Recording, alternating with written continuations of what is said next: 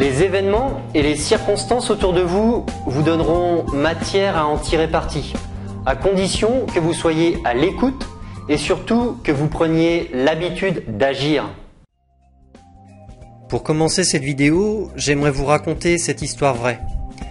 Nous sommes le 24 mars 1975 et Chuck Wepner, un petit boxeur inconnu, réalise l'immense exploit de tenir 15 rounds face au champion du monde en titre des poids lourds, Mohamed Ali.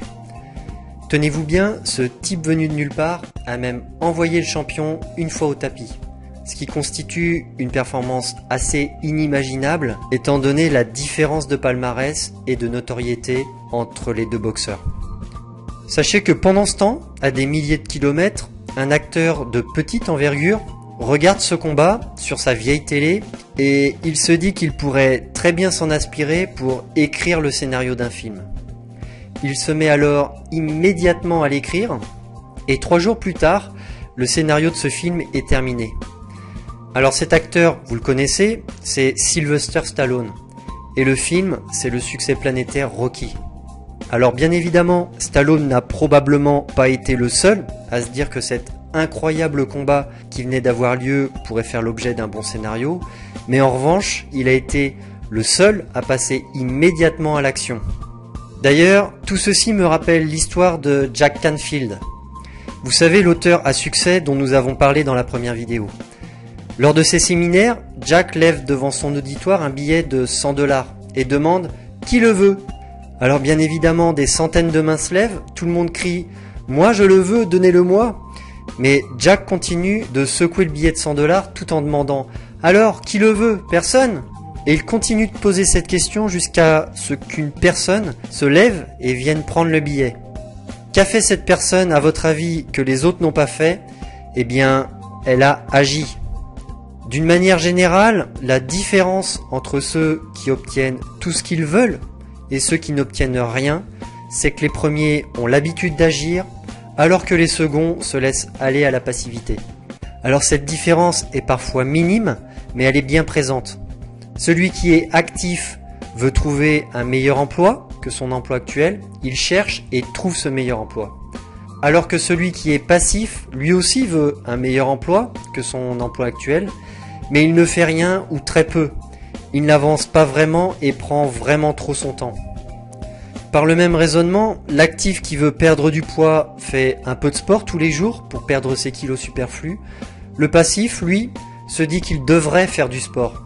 Mais au bout du compte, il n'en fait jamais ou alors beaucoup trop épisodiquement. D'une façon générale, on peut dire que ce principe est valable pour tous les aspects de la vie. Les vainqueurs sont ceux qui ont pris l'habitude d'agir et les perdants sont ceux qui aimeraient agir mais ne le font pas ou très rarement. Alors, à votre avis, quelle est la raison qui peut pousser quelqu'un à ne pas agir? Eh bien, c'est la peur. La peur et toutes ses variantes. Cela peut être la peur qu'on vous dise non, la peur de vous retrouver dans une situation pire que la précédente, la peur de ne pas réussir, la peur de ce que pourraient en dire les autres, la peur d'être ridicule, la peur de l'inconnu et bien d'autres encore. Mais vous savez, c'est tout à fait normal d'avoir peur. Dès que vous entreprenez quelque chose de nouveau, dès que vous prenez une nouvelle initiative, dès que vous vous exposez à un risque quelconque, vous ressentez de la peur. Dites-vous bien que vous n'êtes évidemment pas seul dans ce cas. C'est exactement la même chose pour tout le monde. Les gens qui réussissent et attirent dans leur vie tout ce qu'ils désirent ressentent eux aussi de la peur. Mais ils ne la considèrent pas comme un frein. Retenez bien cette phrase. L'action est le remède contre la peur. Parce qu'en agissant, vous allez augmenter votre confiance. En étant plus confiant, vous serez plus positif. Et en étant plus positif, vous augmenterez vos chances de réussir. Alors qu'à l'inverse, si vous hésitez à agir, immobilisé par vos peurs, vous douterez de plus en plus, vous aurez de moins en moins confiance en vous. Et cela diminuera davantage votre envie d'agir. Et évidemment, vous aurez l'impression de stagner dans votre vie comme une sensation d'échec. Alors, comme je vous le disais tout à l'heure, l'action est le remède contre la peur. Si vous savez exactement ce que vous voulez, si vous êtes rigoureusement positif, si vous êtes attentif à ce qui se passe autour de vous et que vous arrivez à reconnaître les opportunités quand vous en voyez, eh bien vous attirerez dans votre vie tout ce que vous voulez. Mais ces opportunités, vous devez les saisir. Et c'est en agissant que vous les saisirez. Il y a une phrase de Jonathan Winters que j'adore et qui résume bien cela. Et qui dit « Si le navire de la chance n'arrive pas jusqu'au quai, nagez à sa rencontre ».